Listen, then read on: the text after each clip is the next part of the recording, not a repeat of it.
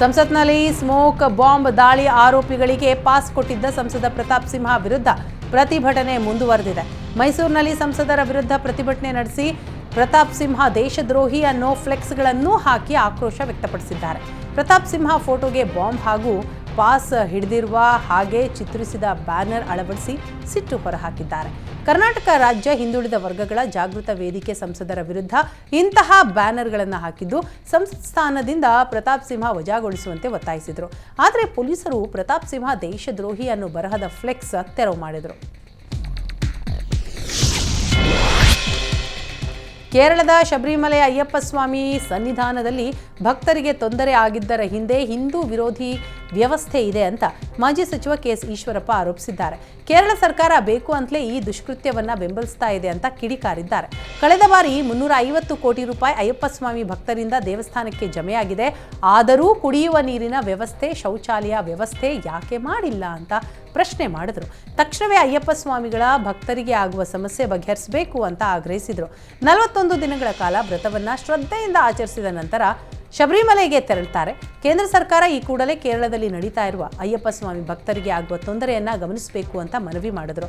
ಇನ್ನು ಕೇರಳದಲ್ಲಿ online booking ಮೂಲಕ ಹಿಂದೂ ಭಕ್ತರಿಗೆ ಮೋಸ ಮಾಡಲಾಗ್ತಾ ಇದೆ ಅಂತಲೂ ಆರೋಪ ಮಾಡಿದ್ರು.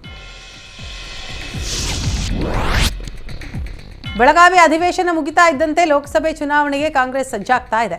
ಸಿಎಂ ಸಿದ್ದರಾಮಯ್ಯ ಮತ್ತು ಡಿಸಿಎಂ ಡಿಕೆ ಶಿವಕುಮಾರ್ಗೆ ಹೈಕಮಾಂಡ್ ಬುಲಾವ್ ಕೊಟ್ಟಿದ್ದು 3 ದಿನಗಳ ಕಾಲ ದೆಹಲಿ ಪ್ರವಾಸ ಕೈಗೊಳ್ಳಲಿದ್ದಾರೆ.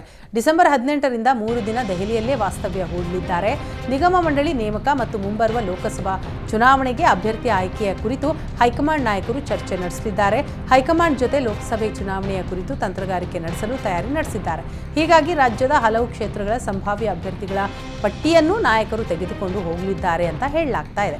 ಇನ್ನು ಸಿಎಂ ಡಿಸಿಎಂ ಅಭ್ಯರ್ಥಿಗಳ ಬಗ್ಗೆ ಪಕ್ಷದ ನಾಯಕರೊಂದಿಗೆ ಸಮಾಲೋಚನೆ ನಡೆಸಲಿದ್ದಾರೆ. ಜೊತೆಗೆ ನಿಗಮ ಮಂಡಳಿ ಪಟ್ಟಿ, ಪಕ್ಷದ ಪದಾಧಿಕಾರಿಗಳ ಬದಲಾವಣೆಯ ಬಗ್ಗೆಯೂ ಚರ್ಚೆ ಮಾಡಲಿದ್ದಾರೆ. ಈ ಬಗ್ಗೆ ನರೇಗಾ ಬಾಕಿ ಬಿಡುಗಡೆಗೆ ಬೇಡಿಕೆ, ಭದ್ರಾ ಮೇಲ್ದಂಡೆ ಯೋಜನೆಗೆ ಬಜೆಟ್ನಲ್ಲಿ ಘೋಷಿಸಿದ 5,000 ಕೋಟಿ ಬಿಡುಗಡೆ ಸೇರಿದಂತೆ ವಿವಿಧ ಬೇಡಿಕೆಗಳನ್ನು ಮುಂದಿಟ್ಟುಕೊಂಡು ಕೇಂದ್ರ ಸಚಿವರನ್ನು ಭೇಟಿ ಮಾಡಲಿದ್ದಾರೆ.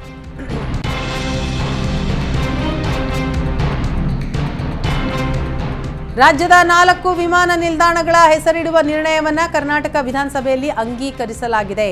4 ವಿಮಾನ ನಿಲ್ದಾಣಗಳಿಗೆ ಪ್ರಮುಖ ವ್ಯಕ್ತಿಗಳ ಹೆಸರಿಡಲು ಕೇಂದ್ರ ಸರ್ಕಾರಕ್ಕೆ ಶಿಫಾರಸು ಮಾಡುವ ನಿರ್ಣಯ ಸರ್ವಾನುಮತದಿಂದ ಅಂಗೀಕಾರ ಆಗಿದೆ.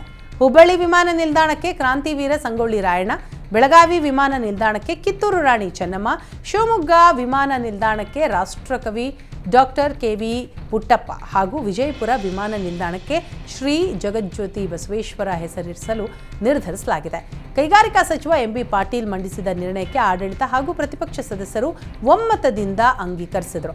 ಪ್ರತಿಪಕ್ಷ ನಾಯಕ ಆರ್ ಅಶೋಕ್, ಬಿಜೆಪಿಯ ಬಸನಗೌಡ ಪಾಟೀಲ್ ಯತ್ನಾಳ್, ಅರವಿಂದ ಬೆಲ್ಲದ್, ಆರಗ ಜ್ಞಾನೇಂದ್ರ, ಕಾಂಗ್ರೆಸ್ನ ಅಬ್ಬಯ್ಯ ಪ್ರಸಾದ್ ಸೇರಿದಂತೆ ಹಲವರು ಸ್ವಾಗತ ಮಾಡಿದರು. ಇನ್ನು ಸುನೀಲ್ ಕುಮಾರ್ ಮಂಗಳೂರು ವಿಮಾನ ನಿಲ್ದಾಣಕ್ಕೆ ಕೋಟಿ ಚೆನ್ನಯ್ಯ ಹೆಸರಿಡಬೇಕು ಅಂತ ಆಗ್ರಹಿಸಿದರು. ಇದಕ್ಕೆ ಉತ್ತರಿಸಿದ ಎಂಬಿ ಪಾಟೀಲ್, ಮಂಗಳೂರು, ಮೈಸೂರು, ಕಲಬುರಗಿ ವಿಮಾನ ನಿಲ್ದಾಣಕ್ಕೆ ಗಣ್ಯರ ಹೆಸರಿಡುವ ಬಗ್ಗೆ ಸಚಿವ ಸಂಪುಟದಲ್ಲಿ ಚರ್ಚಿಸಿ ಅಂತಿಮ ತೀರ್ಮಾನ ತೆಗೆದುಕೊಳ್ಳಲಾಗುವುದು ಅಂತ ಹೇಳಿದರು. ಈ ನಡುವೆ ಅಬ್ಬಯ್ಯ ಪ್ರಸಾದ್ ಮೈಸೂರು ವಿಮಾನ ನಿಲ್ದಾಣಕ್ಕೆ ಟಿಪ್ಪು ಸುಲ್ತಾನ್ ಅವರ ಹೆಸರಿಡಬೇಕು ಅಂತ ಒತ್ತಾಯಿಸಿದ್ದಕ್ಕೆ ಬಿಜೆಪಿ ಸದಸ್ಯರು ತೀವ್ರ ಆಕ್ಷೇಪ ವ್ಯಕ್ತಪಡಿಸಿದರು. ಈ ವೇಳೆ ಬಿಜೆಪಿ ಕಾಂಗ್ರೆಸ್ ಸದಸ್ಯರ ನಡುವೆ ಮಾತಿನ ವಾಗ್ವಾದ ನಡೆಯಿತು. ಹೊಸ ವರ್ಷಾಚರಣೆಗೆ ಇನ್ನು 15 ದಿನ ಬಾಕಿ ಇರುವಾಗಲೇ ಪೊಲೀಸರು ಫುಲ್ ಅಲರ್ಟ್ ಆಗಿದ್ದಾರೆ.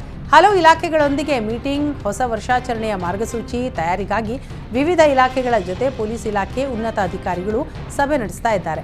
ನಾಳೆ ಕಮಿಷನರ್ ಕಚೇರಿಯಲ್ಲೇ ಸಭೆ ಆಯೋಜಿಸಿದ್ದು, ಸಭೆಯಲ್ಲಿ ಬಿಬಿಎಂಪಿ, ಅಗ್ನಿಶಾಮಕ ದಳ, ಆರೋಗ್ಯ ಇಲಾಖೆ, ಬೆಸ್ಕಾಂ ಸೇರಿದಂತೆ ಹಲವರಿಗೆ ಆಹ್ವಾನ ಕೊಡಲಾಗಿದೆ. ಚರ್ಚೆ ಮಾಡಿ ಮಾರ್ಗಸೂಚಿಗಳನ್ನು ಪೊಲೀಸ್ ಇಲಾಖೆ ಬಿಡುಗಡೆ ಮಾಡಲಿದೆ. ಈ ಬಾರಿಯ ಹೊಸ ವರ್ಷಾಚರಣೆಗೆ ಹೊಸ ಮಾರ್ಗಸೂಚಿಗಳ ಸೇರ್ಪಡೆ ಆಗಲಿವೆ. ಇತ್ತೀಚೆಗೆ ಜಾತ್ರೆ ಸೇರಿದಂತೆ ಹಲವು ಕಾರ್ಯಕ್ರಮಗಳಲ್ಲಿ ಹೆಚ್ಚಾಗ್ತಾ ಇರುವ ಕಾರ್ಟೂನ್ ಮಾಸ್ಕ್ಗೆ ಕಡಿವಾಣ ಹಾಕುವ ಸಾಧ್ಯತೆ ಇದೆ. ಇದರ ಜೊತೆಗೆ ಇಡೀ ರಾತ್ರಿ ಪವರ್ ಕಟ್ ಆಗದ ರೀತಿ ಬೆಸ್ಕಾಂಗೆ ಮನವಿ ಮಾಡಲಿದ್ದಾರೆ. ಇದರ ಜೊತೆಗೆ ಬಾರ್ ಆ್ಯಂಡ್ ರೆಸ್ಟೋರೆಂಟ್ ಕಡಿವಾಣ ಮಾರ್ಗಸೂಚಿ ನೀಡಲು ನಿರ್ಧರಿಸಲು ಚಿಂತಿಸಲಾಗಿದೆ.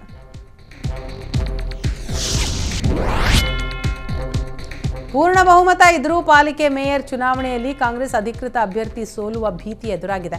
ಪಕ್ಷೇತರ ಅಭ್ಯರ್ಥಿ ವರ್ಸಸ್ ಕಾಂಗ್ರೆಸ್ ಅಭ್ಯರ್ಥಿ ಮಧ್ಯೆ ಬಿಗ್ ಫೈಟ್ ನಡೀತಾ ಇದ್ದು, ಡಿಸೆಂಬರ್ 19ರಂದು ಮೇಯರ್ ಚುನಾವಣೆ ಹಿನ್ನೆಲೆ ರೆಸಾರ್ಟ್ ರಾಜಕೀಯ ಆರಂಭ ಆಗಿದೆ. ಶಾಸಕರು, ಸಂಸದರು ರೆಸಾರ್ಟ್ಗೆ ಹೋಗಿ ರಾಜಕೀಯ ಮಾಡಿದಂತೆ ಇದೀಗ ಪಾಲಿಕೆ ಸದಸ್ಯರು ಕೂಡ ರೆಸಾರ್ಟ್ಗೆ ಶಿಫ್ಟ್ ಆಗಿದ್ದಾರೆ.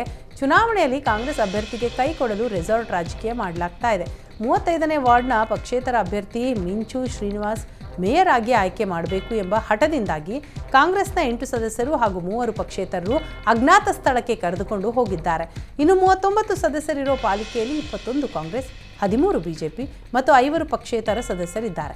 ನವೆಂಬರ್ 28ರಂದು ನಡೆಯಬೇಕಾಗಿದ್ದ ಚುನಾವಣೆಯನ್ನು ನಾಮಪತ್ರ ಸಲ್ಲಿಕೆಯ ಬಳಿಕ ಕಾಂಗ್ರೆಸ್ ಒಳಗಿನ ಗುಂಪುಗಾರಿಕೆಯಿಂದಾಗಿ ದಿಢೀರ್ ಮುಂದೂಡಲಾಗಿತ್ತು. ಕಾಂಗ್ರೆಸ್ ಅಭ್ಯರ್ಥಿಗೆ ಸೋಲಾಗಬಹುದು ಎನ್ನುವ ಆತಂಕದಿಂದ ಚುನಾವಣೆ ರದ್ದು ಮಾಡಲಾಗಿತ್ತು. ಪಕ್ಷೇತರ ಅಭ್ಯರ್ಥಿ ಶ್ರೀನಿವಾಸ್ ಪರ ಶಾಸಕ ಭರತ್ ರೆಡ್ಡಿ ಇದ್ರೆ, ಕಾಂಗ್ರೆಸ್ ಅಧಿಕೃತ ಅಭ್ಯರ್ಥಿ ಶ್ವೇತಾ ಪರ ನಾಗೇಂದ್ರ ಇದ್ದಾರೆ. ಹೀಗಾಗಿ ಭಾರಿ ಫೈಟ್ ನಡೀತಾ ಇದೆ. ಪಾಲಿಕೆ ಸದಸ್ಯರಾದ ಶ್ರೀನಿವಾಸ್, ಶ್ವೇತಾ ಜೊತೆಗೆ ಕಾಂಗ್ರೆಸ್ನ ಮತ್ತೋರ್ವ ಸದಸ್ಯ ಕುಬೇರ ಹಾಗೂ ಬಿಜೆಪಿಯ ಹನುಮಂತ ನಾಮಪತ್ರ ಸಲ್ಲಿಸಿದ್ದಾರೆ. ಬೆಂಗಳೂರಿನ ತಿರುಮಲ ಶೆಟ್ಟಿಹಳ್ಳಿ ಎಸ್ಪಿಜಿ ಆಸ್ಪತ್ರೆಯಲ್ಲಿ ಭ್ರೂಣ ಹತ್ಯೆ ಪ್ರಕರಣ ಸಂಬಂಧ 5 ವಿರುದ್ಧ ಎಫ್ಐಆರ್ ದಾಖಲಾಗಿದೆ. ವೈದ್ಯ ಶ್ರೀನಿವಾಸ್, ನರ್ಸ್ಗಳಾದ ಅನಿತಾ, ನೇತ್ರ, ಟೆಕ್ನಿಷಿಯನ್ ರಾಧಿಕಾ, ಹೌಸ್ಕೀಪಿಂಗ್ ರೇವತಿ ಮೇಲೆ ಪ್ರಕರಣ ದಾಖಲಾಗಿದೆ. ಆರೋಗ್ಯ ಇಲಾಖೆ ಅಧಿಕಾರಿಗಳು ದಾಳಿ ಮಾಡ್ತಾ ಇದ್ದ ಹಾಗೆ ವೈದ್ಯ ಶ್ರೀನಿವಾಸ್ ನಾಪತ್ತೆಯಾಗಿದ್ದಾನೆ. ಇನ್ನುಳಿದ 3ರನ್ನ ವಶಕ್ಕೆ ಪಡೆದ ಪೊಲೀಸರು ವಿಚಾರಣೆ ನಡೆಸಿದ್ದಾರೆ. ಆಸ್ಪತ್ರೆಯಲ್ಲಿ ಅನುಮತಿ ಪಡೆಯದೆ ಸ್ಕ್ಯಾನಿಂಗ್ ಯಂತ್ರ ಬಳಸಿದ್ದಾರೆ. ಪೋರ್ಟಬಲ್ ಸ್ಕ್ಯಾನಿಂಗ್ ಯಂತ್ರ ಬಳಕೆ ಹಾಗೂ ಗರ್ಭಪಾತಕ್ಕೆ ಆಸ್ಪತ್ರೆ ಅನುಮತಿಯೇ ಪಡೆದಿಲ್ಲ. ಎಂಟಿಪಿ ಕಾಯ್ದೆ 2003ರ ಅಡಿ ಜಿಲ್ಲಾ ಸಕ್ಷಮ ಪ್ರಾಧಿಕಾರದಿಂದ ಅನುಮತಿ ಪಡೆದಿಲ್ಲ ಅಂತ ದೂರು ದಾಖಲಾಗಿತ್ತು. ಈ ವೇಳೆ ಆಸ್ಪತ್ರೆ ಪರಿಶೀಲನೆಯ ಸಂದರ್ಭ ಆಪರೇಷನ್ ಥಿಯೇಟರ್ನ ಕಸದ ಬುಟ್ಟಿಯಲ್ಲಿ ಹೆಣ್ಣು ಭ್ರೂಣ ಪತ್ತೆಯಾಗಿತ್ತು. ಕಪ್ಪು ಬಣ್ಣದ ಪಾಲಿಥೀನ್ ಕವರ್ನಲ್ಲಿ ಭ್ರೂಣವನ್ನು ಸುತ್ತಿಟ್ಟಿದ್ರು. ಈ ಬಗ್ಗೆ ಸೂಕ್ತ ಕ್ರಮ ತೆಗೆದುಕೊಳ್ಳುವಂತೆ ಆರೋಗ್ಯ ಇಲಾಖೆ ಅಧಿಕಾರಿಗೆ ದೂರು ದಾಖಲಿಸಿದ್ದಾರೆ. ಈ ಬಗ್ಗೆ ಪ್ರಕರಣ ದಾಖಲಿಸಿ ತನಿಖೆ ಕೈಗೊಂಡ ತಿರುಮಲ ಶೆಟ್ಟಿಹಳ್ಳಿ ಪೊಲೀಸರು ವೈದ್ಯ ಶ್ರೀನಿವಾಸ್ ಪತ್ತೆಗೆ ಶೋಧ ಮುಂದುವರೆಸಿದ್ದಾರೆ. ಸರ್ಕಾರ ಕೃಷಿ ಇಲಾಖೆಯಿಂದ ನೀಡಲ್ಪಡುವ ಕೃಷಿ ಉಪಕರಣಗಳ ಬೆಲೆಯನ್ನ ಹೆಚ್ಚಳ ಮಾಡುವ ಮೂಲಕ ಬರದ ಮಧ್ಯೆ ರೈತರಿಗೆ ಶಾಕ್ ಕೊಟ್ಟಿದೆ. ಇದರಿಂದ ಬಾಗಲಕೋಟೆ ಜಿಲ್ಲೆಯ ಸೀಗಿಕೇರಿ ಗ್ರಾಮದ ರೈತರು ತೀವ್ರ ಆಕ್ರೋಶವನ್ನು ವ್ಯಕ್ತಪಡಿಸಿದ್ದಾರೆ. ಕೃಷಿಗೆ ಸಂಬಂಧಿತ ಸ್ಪ್ರಿಂಕ್ಲರ್, ಪೈಪ್ ಸೇರಿದಂತೆ ವಿವಿಧ ಉಪಕರಣಗಳನ್ನು ಮೊದಲು 1800ರಿಂದ 1900 ರೂಪಾಯಿಗಳಿಗೆ ನೀಡಲಾಗ್ತಾ ಇತ್ತು. ಆದರೆ ಇದೀಗ ಉಪಕರಣಗಳ ಬೆಲೆ ಹೆಚ್ಚಳ ಮಾಡಿರುವ ಬೆನ್ನಲ್ಲೇ ಅಂದಾಜು 4000ವರೆಗೆ ಬೆಲೆಯನ್ನು ರೈತರು ಕಟ್ಟಿ ಪಡೆಯಬೇಕಾಗಿದ್ದು ರೈತರ ಆಕ್ರೋಶಕ್ಕೆ ಕಾರಣ ಆಗಿದೆ. ಇನ್ನು ಈಗಾಗಲೇ ರಾಜ್ಯದಲ್ಲಿ ಮಳೆ ಇಲ್ಲದೆ, ಇತ್ತ ಬೆಳೆ ಇಲ್ಲದೆ ರೈತರು ಕಂಗಾಲಾಗಿ ಹೋಗಿದ್ದಾರೆ. ಇದೀಗ ಕೃಷಿ ಉಪಕರಣಗಳ ಬೆಲೆ ಸಹ ಹೆಚ್ಚಳ ಮಾಡಿರುವುದು ರೈತರಿಗೆ ಗಾಯದ ಮೇಲೆ ಬರೆ ಎಳೆದಂತಾಗಿದೆ. ಈಗಲಾದರೂ ಸರ್ಕಾರ ಎಚ್ಚೆತ್ತು ಈ ಮೊದಲಿನ ದರದಲ್ಲಿಯೇ ಕೃಷಿ ಉಪಕರಣಗಳನ್ನು ನೀಡಿ ಅನ್ನದಾತರಿಗೆ ಅನುಕೂಲ ಮಾಡಿಕೊಡಬೇಕು ಅಂತ ರೈತರು ಆಗ್ರಹಿಸಿದ್ದಾರೆ.